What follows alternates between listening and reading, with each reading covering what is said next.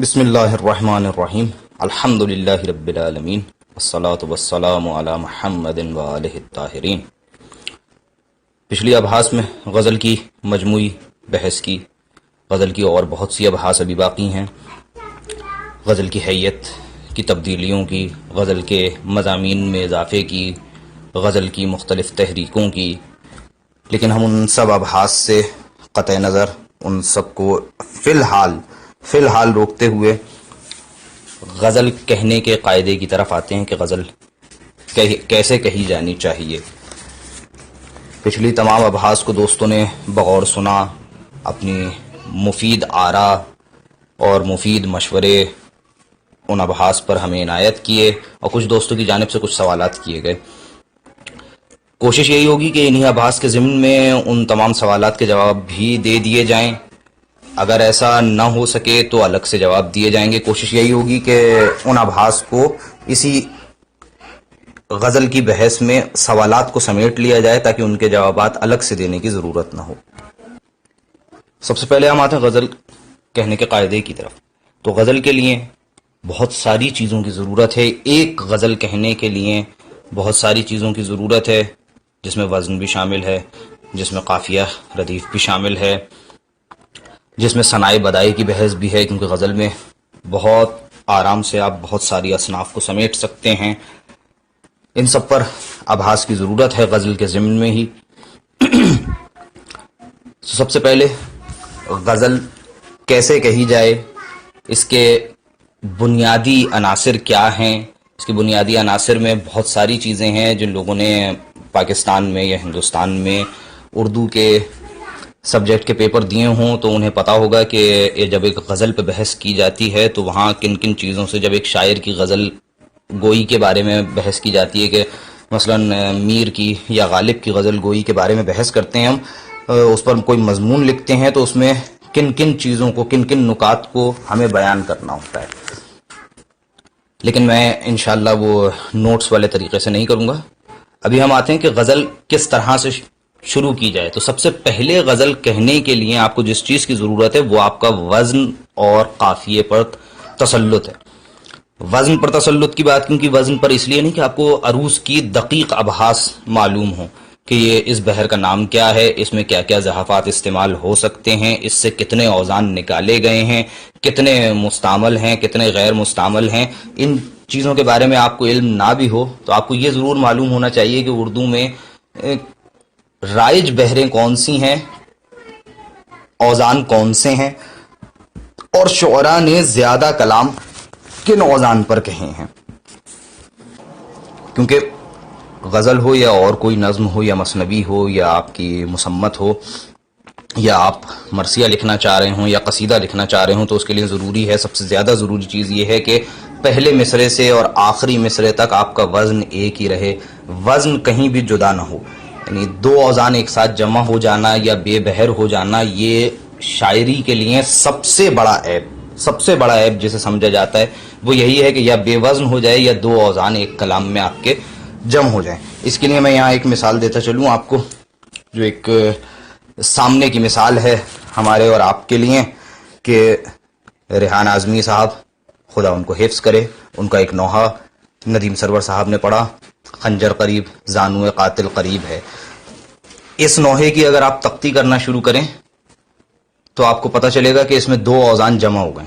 یعنی یہ نوحہ جہاں شروع ہوتا ہے خنجر قریب زانو قاتل قریب ہے، اس کے بعد جب یہ انترے سے شروع ہوتا ہے، جب اس کے آگے کے اشعار بند شروع ہوتے ہیں تو اس کا وزن پہلے شروع ہوتا ہے مفعول، فاعلات، مفاعیل، فاعلن۔ اس کے بعد آگے بند میں جا کر یہ مفعول، مفاعیل، مفاعیل، فعولن پہ چلا جاتا ہے، اور اس کا جو پانچواں یا چھٹا جو مصرع آتا ہے وہ دوبارہ پھر پہلے والے وزن میں چلا جاتا ہے۔ تو یہ دو اوزان یہاں جمع ہوئے ہیں جس پر دقت نہیں کی گئی ہے، اس لیے یہ شاعری میں ایک عیب بن گیا، اور سنتے وقت آپ کو خود احساس ہوگا کہ ہاں یار یہاں کوئی گڑبڑ ہے۔ اور یہ وزن جس کے میں نے ابھی نام لیا یہ وہ ان اوزان میں سے ہے جو بہت زیادہ ایک دوسرے کے ساتھ جمع ہو جاتے ہیں۔ اسی طرح سے مستفعلن، مستفعلن، مستفعلن، مستفعلن یعنی بحر رجس سالم کا وزن، یہ مفتعل مفاعل کے ساتھ بعض اوقات جمع ہو جاتا ہے. تو اس بات کا خیال رکھنا بہت ضروری ہے کہ دو اوزان ایک ساتھ جمع نہ ہوں اور آپ کی غزل جو پہلے مصرے میں جو بات آپ نے کی ہے وہ آخری مصرے تک اسی وزن پر آپ کی پوری غزل رہے. 5 شعر ہوں، 10 شعر ہوں، 45 شعر ہوں، 100 شعر ہوں، 250 شعر ہوں، یا آپ ایک مرثیہ لکھ رہے ہیں تو اس کے 100 بند ہوں، 50 بند ہوں، 200 بند ہوں، مگر وزن آپ کا پہلے مصرے میں جو وزن آپ نے رکھا ہے وہی وزن آخر تک جانا چاہیے. اور پھر غزل کے لیے قافیہ ایک خصوصی اہمیت کا حامل ہے جس کو میں ابھی آپ کے سامنے بیان کروں گا. آپ کو وزن پر عروضی تسلط نہ بھی ہو لیکن اوزان کے بارے میں جانکاری اس حد تک ہونی چاہیے کہ آپ جب بھی ایک اپنا فن پارہ لکھ رہے ہیں تو وہ ایک ہی وزن میں آئے.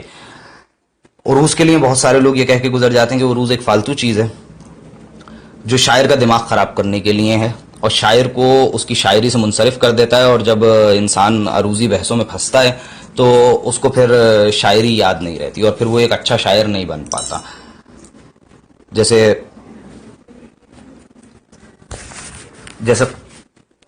گلوکاری کے لیے کہا جاتا ہے کہ جو بگڑے ہوئے گلوکار ہوتے ہیں وہ قوال بن جاتے ہیں، ایسا ہی کچھ حال جو ہے وہ آج کل عروض کا ہو گیا. اور یہ ایک میرا اپنا درد دل ہے کہ شاید آئندہ دور میں ایسا بھی کہا جائے کہ عروضی گالی بنا لی جائے اور کہا جائے کہ ابے وہ سالہ عروضی ہے، وہ عروض کی گفتگو کرتا ہے. خیر یہ ایک الگ بحث ہے، لیکن عروض کی ضرورت سے اور اس کی افادیت سے انکار ممکن نہیں ہے. کیونکہ شاعری ہماری اور آپ کے لیے ایک زبان ہے. شاعری خود ایک زبان ہے، جیسے اردو ایک زبان ہے ایسے شاعری بھی خود ایک زبان ہے. انگلش ایک زبان ہے تو انگلش میں جو شاعری ہے وہ شاعری خود ایک زبان ہے. اگر آپ فطری طور پر شاعر ہیں آپ کو عروض کی ضرورت نہیں ہے. اگر آپ اہل زبان ہیں تو آپ کو زبان کے قواعد کی ضرورت نہیں ہے. یہ بات بالکل قبول ہے کہ آپ اگر اہل زبان ہیں، آپ اگر اردو کے لکھنؤ سے، دہلی سے، یا اردو کے دیگر کراچی، لاہور وغیرہ کسی ایسے خطے سے تعلق رکھتے ہیں جو اردو کا گڑھ محسوب ہوتا ہے، تو آپ کو قواعد اردو جاننے کی چندان ضرورت نہیں ہوگی، کیونکہ آپ جب گفتگو کر رہے ہوں گے تو آپ کو ان قواعد کی ضرورت نہیں ہوگی. جیسے عرب ہیں، جب وہ عربی میں گفتگو کرتے ہیں تو انہیں قواعد کی ضرورت نہیں ہے، لیکن جس کی زبان نہ ہو اس کو اردو کے قواعد سیکھنے کی ضرورت ہوتی ہے. پاکستان ہو، ایران ہو، یا دنیا کا کوئی بھی ملک ہو، حتیٰ عربستان ہو، ہر جگہ اس زبان کے لیے ایک یونیورسٹیز میں ایک الگ سے بخش بنا دیا جاتا ہے کہ یہاں پر ادبیات کی ابحاث ہوتی ہیں، یہاں پر ادبیات پڑھائی جاتی ہیں. اس کی کیا ضرورت ہے جب وہاں سارے وہ لوگ موجود ہیں جن کی زبان ہی، فرض کیا کہ آپ امریکہ میں چلے جائیں اور انگلش لٹریچر پڑھ رہے ہیں، وہاں کیوں پڑھ رہے ہیں جبکہ سب کی زبان ہی انگلش ہے؟ اس لیے کہ جو لوگ انگلش کو جانتے ہیں ان کے لیے یہ لٹریچر، یہ ادبیات، یہ قواعد کا سیکھنا، ان چیزوں کا جاننا اس بات کا باعث بنے گا کہ یہ اپنی زبان کو نکھاریں گے. اور جو لوگ اس زبان کو نہیں جانتے ہیں، نابلد ہیں اس زبان سے، ان لوگوں کو زبان سکھانے کے لیے قواعد کی ضرورت پڑے گی. ایسے ہی عروض ہے کہ جو لوگ فطری شاعر ہیں ان کو اپنی شاعری نکھارنے کے لیے عروض کی ضرورت ہے، اور جو لوگ فطرتاً شاعر نہیں ہیں ان کو شاعری سکھانے کے لیے عروض کی ضرورت ہے. مثلا آپ دیکھیں ایک بچہ ہے، اس کا رسم الخط بہت اچھا ہو، بہت خوبصورت رسم الخط میں وہ لکھتا ہو، اس کی ہینڈ رائٹنگ بہت اچھی ہے، لیکن وہ اس فن کے نکات سے واقف نہیں ہے تو وہ اس میں جگہ جگہ مار کھائے گا. لکھے گا بہت خوبصورت، لیکن اس کے فن پارے کو، اس کے لکھائی کو، اس کے لکھے ہوئے کو جب کوئی استاد دیکھے گا تو کہے گا کہ اس میں بہت جگہ پر غلطیاں ہیں، یہاں اس نے الف کو صحیح نہیں لکھا ہے، یہاں اس نے بے کو جو ہے وہ زیادہ بڑھا دیا ہے، یہاں پر لام میں زیادہ کجی آ گئی ہے. اگر وہ بچہ جس کا رسم الخط خود بہت خوبصورت ہے، اگر وہ ان نکات کو سیکھ لے تو وہ اپنے فن کو نکھار لے گا. لیکن ایک آدمی میرے جیسا ہو جس کی ہینڈ رائٹنگ بہت خراب ہے تو اس کو ہینڈ رائٹنگ سیکھنے کے لیے، اس کو یہ خوشخطی سیکھنے کے لیے یہ قواعد مدد کریں گے.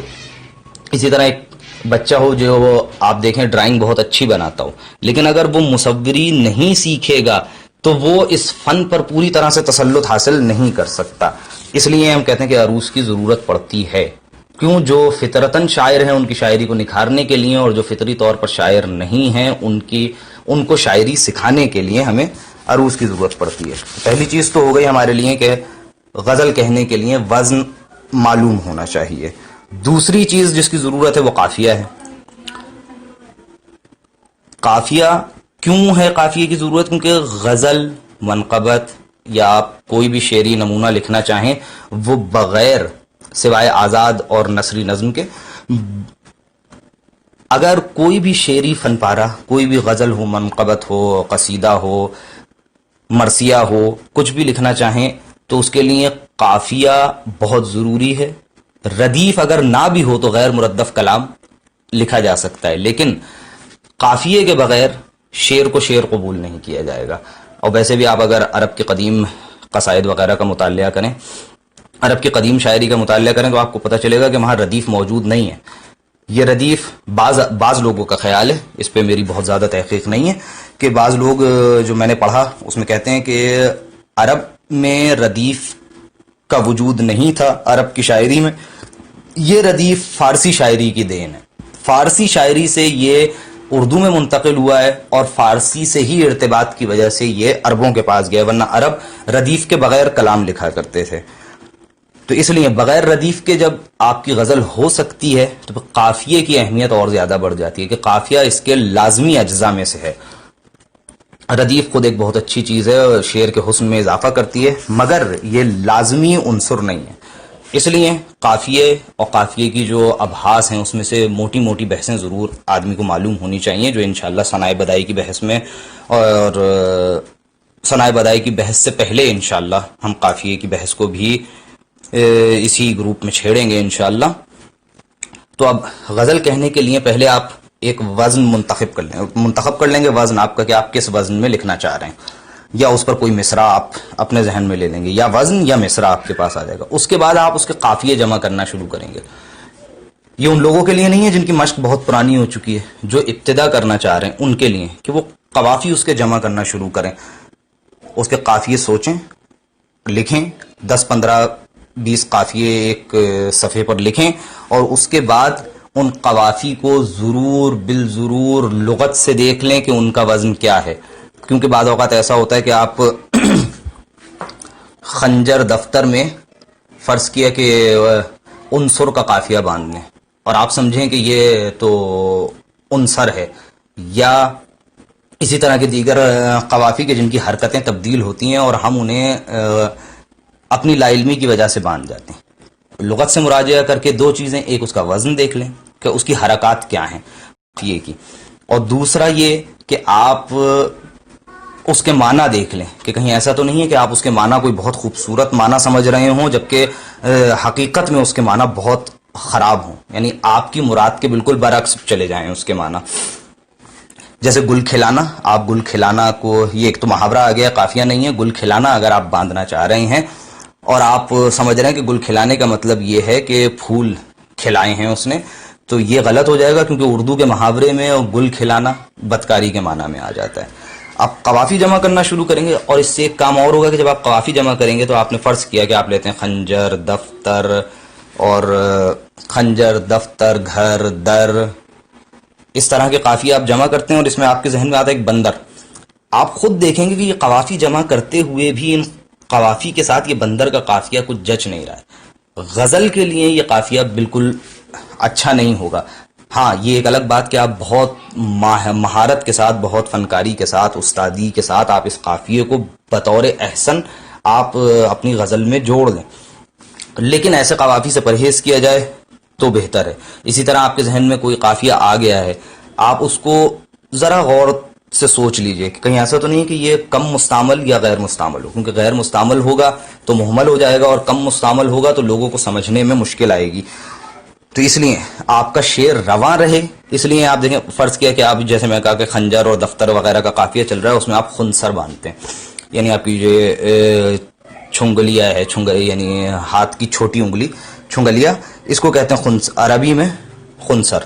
اب اس خنصر کو آپ نے باندھ دیا خنجر اور دفتر کے قافیے میں، یہ بہت کم استعمال ہے، یا آج کل کے دور میں دیکھا جائے تو یہ بالکل غیر مستعمل ہو گیا. تو ایسے قافیوں کو چھوڑ دینا زیادہ بہتر ہے کہ آپ اس سے آپ کی غزل کی مجموعی فضا خراب ہو، اور یہی مجموعی فضا پر جو ہے وہ لوگوں کے سوالات بھی ہیں جو انشاءاللہ انہی ابحاث کے دوران حل ہوتے چلے جائیں گے.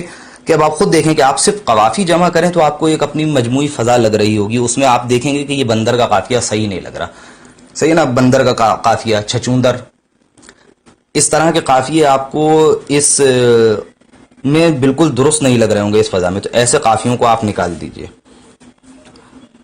اس کے بعد نظم کہنا، آپ اپنی غزل کو شروع کرنے کے لیے اگر ردیف منتخب کرنا چاہ رہے ہیں تو پھر ایک خوبصورت ردیف کا انتخاب کیجئے، اور اگر ردیف کا انتخاب نہیں کرنا چاہ رہے ہیں تو ردیف کو چھوڑ دیجئے اور ایک غیر مردف نظم لکھنا شروع کیجئے یا غیر مردف غزل کہنا شروع کیجئے. اس کے لیے یہ بھی ہے کہ آپ اس قافیے اور جو ردیف آپ کے ذہن میں آئی ہے اس میں آپ اساتذہ کے کلام پر بھی نظر ڈال لیں.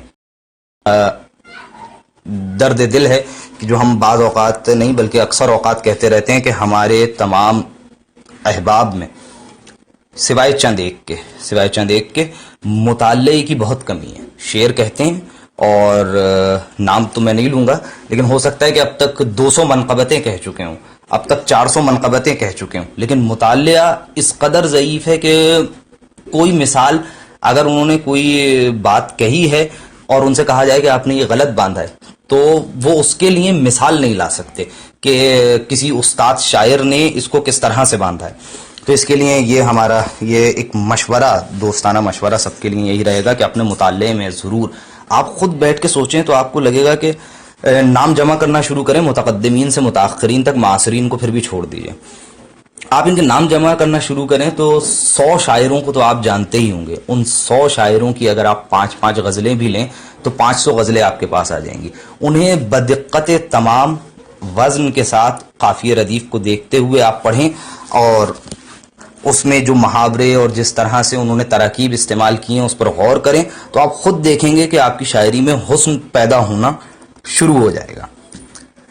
تو جب آپ یہ قوافی جمع کر لیں، اور یہ بہت بہتر ہے کہ آپ اسی قافیے یا اسی قافیہ ردیف میں اگر کسی استاد کی غزل ہو تو اس پر بھی نظر کر لیں کہ انہوں نے کس طرح سے کس قافیے کو نبھایا ہے. آپ ان سے کوئی الگ پہلو بیان کر سکتے ہیں، کوئی نئی بات نکال سکتے ہیں تو یہ بہت اچھا ہے، اور آپ کو یہ کرنا چاہیے کہ ان سے زیادہ اچھی بات کہنے کی کوشش کریں. یہ بہت مفید ہے شاعری کے لیے. اس سے ہوگا یہ کہ آپ اس استاد سے ایک قدم آگے نکل جائیں گے. تو اس لیے آپ کوشش کریں کہ آپ جو قافیہ ردیف آپ لے رہے ہیں اس پر آپ کے ذہن میں ہو کہ اساتید نے اس قافیے کو یا اس قافیہ ردیف کو ہی یا اس پورے وزن قافیہ ردیف تینوں چیزوں کو یعنی پوری زمین کو کسی استاد نے کہا ہے، باندھا ہے غزل میں یا نہیں باندھا ہے.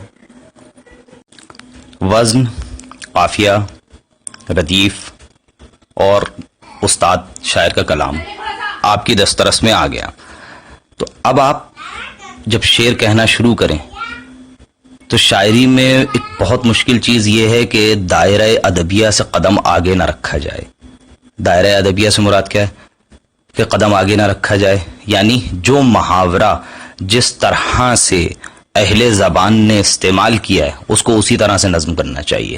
یعنی کسی بھی محاورے کو آپ خود سے نہ بدلیں.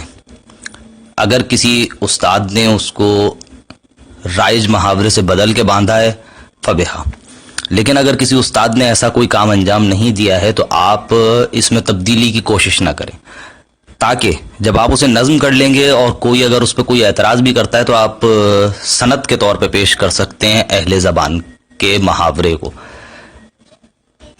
ایسے ہی مواقع وہ بھی آتے ہیں کہ جہاں پہ ہم یہ کہتے ہیں کہ یہاں پر استاد کی ضرورت پڑتی ہے انسان کو.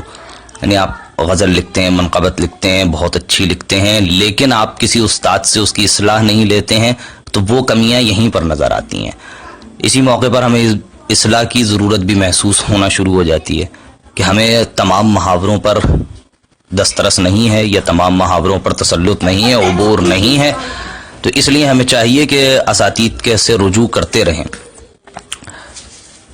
اب جیسے ایک محاورہ ہے دل بھرانا، جو اردو میں غمگین ہونے کے معنی میں استعمال ہوتا ہے، لیکن شعر لکھتے وقت اگر کوئی اس کو باندھ دے کہ جان بھرانا، اور وہ یہ سمجھے کہ جان بھرانا کا مطلب یہ ہے کہ غمگین ہونا ہے، تو اس معنی میں ان الفاظ کا محاورہ بنا کر اگر وہ نظم کرتا ہے تو اس کی زبان پایہ اعتبار سے ساقط ہو جائے گی. وہ خود ایک نئی زبان بنانے کی کوشش کر رہا ہو، بہت اچھی بات ہے، لیکن جس وقت زبان پایہ اعتبار سے ساقط ہو جائے گی تو شعر بھی اہل زبان کے لیے قابل قبول نہیں ہوگا. اصل بات یہ ہے کہ لوگ محاوروں کے نظم کرنے میں بہت ٹھوکریں کھاتے ہیں، اور اس غلطی کی اصلاح سوائے اس کے کوئی نہیں ہے کہ کسی اہل زبان سے اصلاح لے لیں. لیکن کسی اہل زبان سے اصلاح لینا بعض اوقات بعض شعراء کے لیے بہت مشکل کام ہوتا ہے، اور بعض اوقات بعض شعراء اس کو انا کا مسئلہ بنا لیتے ہیں، جبکہ یہ انا کا مسئلہ نہیں بنانا چاہیے. اور کیونکہ شاعری ادبیات ایک ایسی چیز ہے جس میں آدمی اپنی عمر کے آخری حصے تک سیکھتا رہتا ہے، اوقات اس پر کھلتے رہتے ہیں.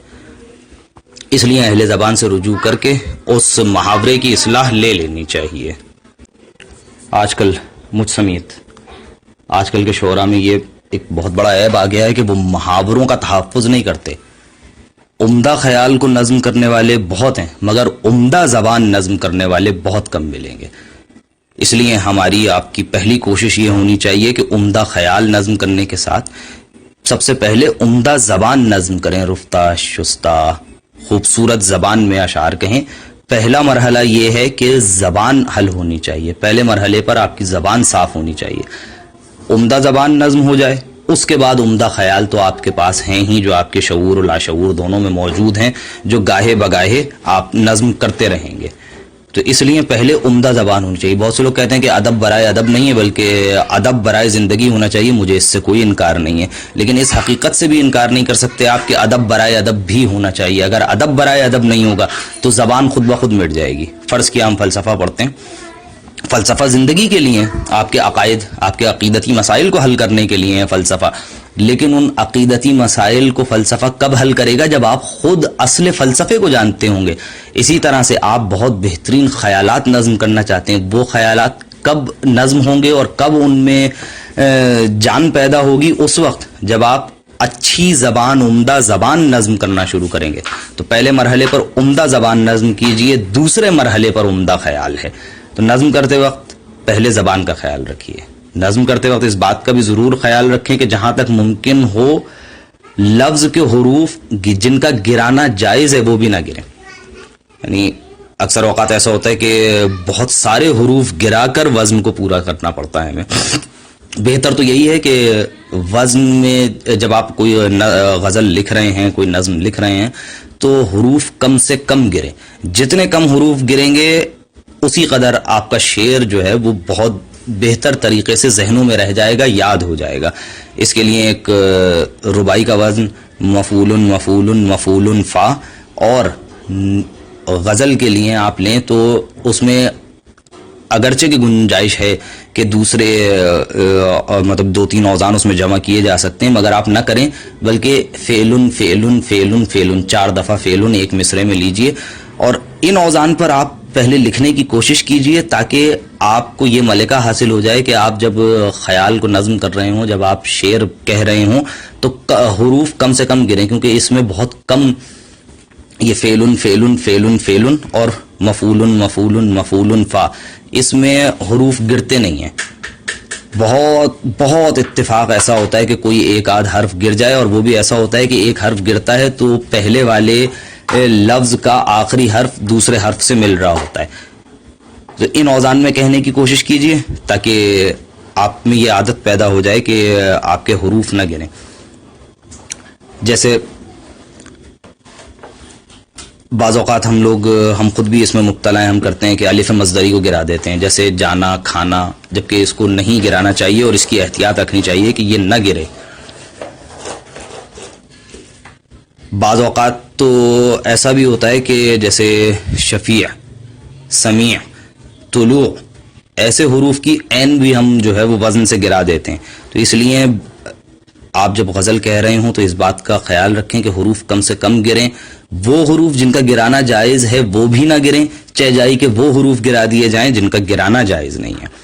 کیونکہ بہت سے لوگ ہم نے سنا ہی ہوگا کہتے ہیں میں نے ایک مثنوی لکھی، بہت طویل مثنوی اور بہت خوبصورت لکھی، میں نے ایک قصیدہ لکھا، بہت عالی لکھا، میں نے ایک مسدس لکھی، بہت بہترین لکھی، مگر وہ لوگوں میں مشہور نہیں ہو پاتی. جیسا کہ ہم دیکھتے ہیں کہ مشہور مثنوی میر حسن صاحب کی مثنوی ہے اور گلزار نسیم ہے دیا شنکر نسیم کی، یہ مثنوی بہت مشہور ہوئی. دوسری مثنویات یا آج کل جو ہم لکھ رہے ہیں وہ قبول عام نہ پا سکیں ایسے. اس کی ایک بہت بڑی وجہ یہ بھی ہے کہ ان مثنویوں میں جو میر حسن صاحب نے اور قلق مرحوم نے اور آپ کا دیا شنکر نسیم صاحب نے لکھی، اس میں انہوں نے جو زبان استعمال کی اور جو محاورہ استعمال کیا وہ بالکل درست اور صحیح استعمال کیا، جبکہ ہم اس کا خیال نہیں رکھتے. اگر محاورہ درست استعمال، حرف کم سے کم گریں تو شعر میں آپ کے شعر میں لطافت پیدا ہوگی اور آپ کا شعر فروغ پائے گا. ایسا نہیں ہو سکتا کہ اسے فروغ پانے سے کوئی روک سکے. اس لیے غزل کہتے وقت بھی آپ اس بات کا بھرپور خیال رکھیے کہ محاورے کو بالکل صحیح طریقے سے باندھیے اور حروف کے گرنے پر خصوصاً دھیان دیجیے کہ یہ کم سے کم حروف گریں. جتنے کم حروف گریں گے آپ کا شعر اسی قدر آسانی کے ساتھ ذہنوں میں رہ جائے گا اور یاد ہو جائے گا. ابھی اسی پچھلی آڈیو میں جیسے کہ میں نے کہا کہ غزل لکھنے سے پہلے آپ قوافی جمع کر لیں، تو ایسا نہ ہو کہ آدمی ایک قافیہ، جیسے اب لطافت کا ہی قافیہ ہے یا خود یہ خنجر کے قافیے کی مثال دی تھی، اس کے قوافی لغت سے نکالنا شروع کرے اور 250-300 قافیے لکھ لے اور پھر وہ سارے کے سارے قافیے اس میں باندھنے کی کوشش کرے. ایسا ہرگز نہیں ہے، بلکہ آپ قوافی چنیں اور اپنے وزن کو دیکھیں اور پھر اس کے بعد آپ یہ دیکھیے کہ آپ نے جیسے مطلع کہا ہے اس مطلع سے جو غزل کی فضا بن رہی ہے اس فضا میں آپ رہتے ہوئے قوافی کا انتخاب کریں گے. غزل میں جب آپ نے غزل کہنا شروع کر دی ہے، تاکید معنوی اور تاکید لفظی سے بچنا بہت ضروری ہے کہ آپ کے شعر میں تاکید لفظی نہ ہو. تاکید معنوی اگلا مرحلہ ہے. جیسے میں نے کہا کہ پہلے زبان صاف ہو جانی چاہیے، عمدہ زبان نظم ہو، پھر عمدہ خیال کی نوبت آتی ہے. تو ابھی ہم عمدہ زبان پہ بات کر رہے ہیں تو ہم کہیں گے کہ تاکید لفظی نہیں ہونی چاہیے. بعض لوگ جو غزل لکھتے ہیں اس میں یا منقبت لکھتے ہیں اس قدر تاکیدات ہوتی ہیں کہ ذہن پر ہتھوڑوں کی طرح وہ تاکیدات ذہن پر ہتھوڑوں کی طرح برس رہی ہوتی ہیں. اس کی وجہ کیا ہے؟ بعض لوگوں نے اپنا ایک نظریہ بنایا ہوا ہے. وہ کہتے ہیں کہ غزل، بالخصوص غزل میں، کہ غزل کا مطلب ہی یہی ہے کہ جملوں کو نثر کی ترتیب سے بگاڑ کر لکھا جائے. نثر کی ترتیب سے بگاڑ کر نہیں لکھے جائیں گے جملے تو غزل کہنے، بالخصوص غزل کہنے اور بالعموم نظم کا فائدہ ہی کیا ہوا؟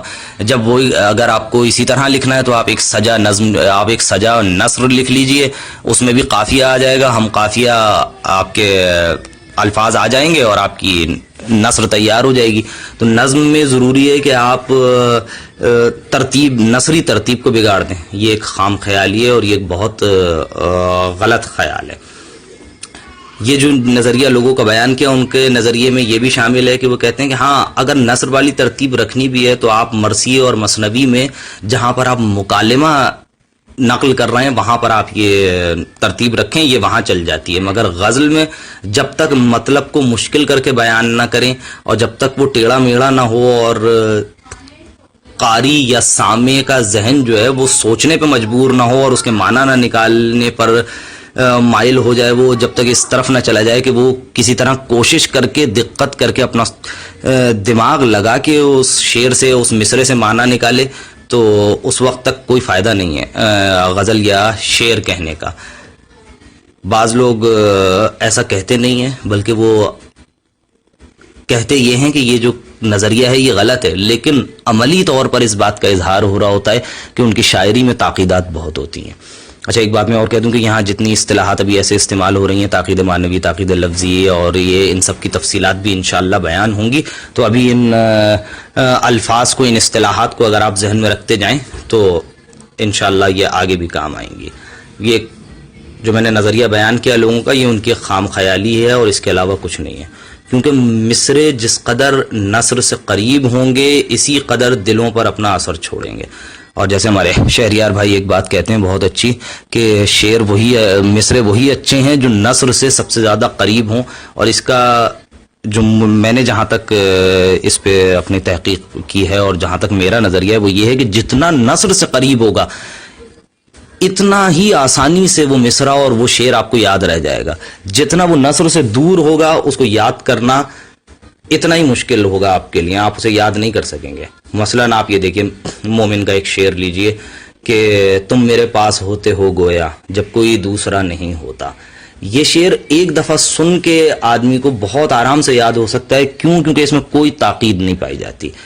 اس میں تو نہ تاکید معنوی ہے اور نہ تاکید لفظی ہے, لیکن ابھی ہم صرف لفظی کی بحث کریں تو اس میں کوئی تاکید لفظی نہیں ہے. ایسا نہیں ہوا کہ فعل و فاعل کی جگہ بدل دی گئی ہو یا آپ کا مضاف مضاف الیہ کی جگہ بدل دی گئی ہو, صفت موصوف میں فاصلہ ڈال دیا گیا ہو یا صفت و موصوف کو مقدم اور مؤخر کر دیا گیا ہو.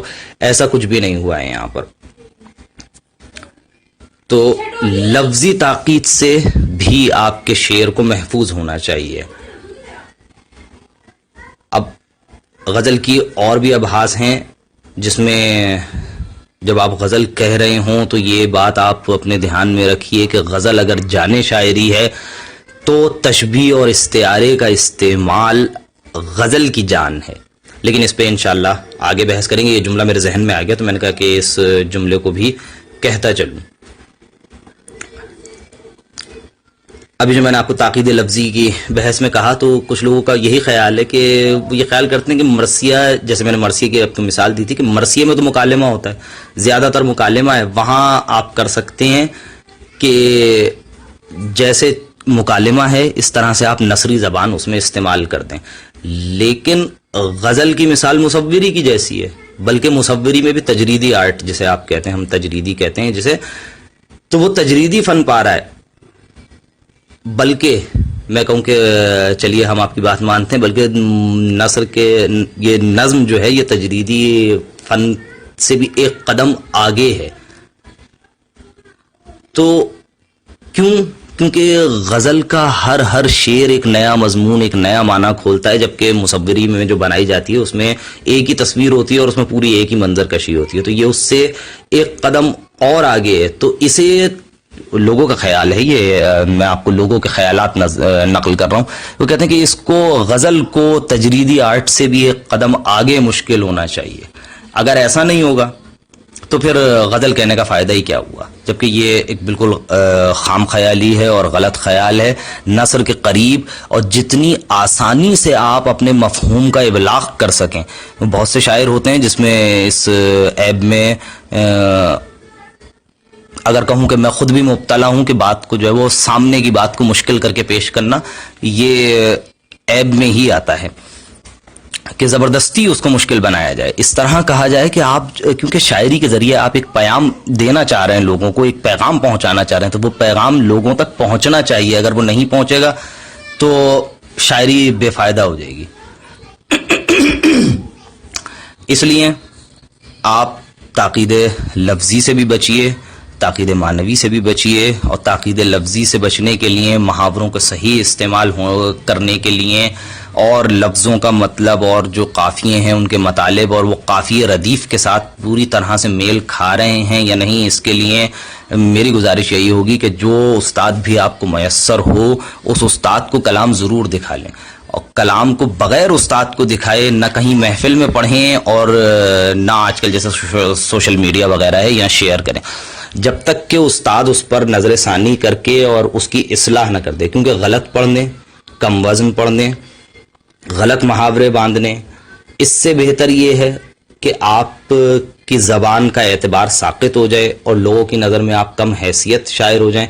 اس سے بہتر یہ ہے کہ آپ کم لکھیں مگر اچھا لکھیں اور کم پوسٹ کریں مگر اچھا پوسٹ کریں. اس لیے کسی بھی استاد سے اصلاح لینے میں, اور کوئی اصلاح لینا کوئی عیب کی بات نہیں ہے, بلکہ یہ ایک فخر کی بات ہوتی ہے کہ ہم نے اصلاح لے لی ہے. اس میں ایک اور فائدہ آپ کو یہ ہوگا کہ جب آپ اصلاح لے لیں گے کسی استاد سے اور آپ وہاں پوسٹ کرتے ہیں یا آپ کہیں محفل میں پڑھتے ہیں اور کوئی آپ سے کہتا ہے کہ جناب یہ شعر آپ نے غلط پڑھا ہے, تو آپ کہیں گے بھائی اس شعر پہ میں یہ کہہ سکتا ہوں صرف کہ میں نے اپنے استاد فلاں استاد صاحب کو دکھایا تھا, انہوں نے اس کی اصلاح کر کے مجھے ایسے دیا ہے, تو میں اپنے استاد کی بات کو مانتا ہوں, اس لیے میرے نزدیک یہی صحیح ہے کہ جو استاد نے میرے اصلاح کر کے دی ہے.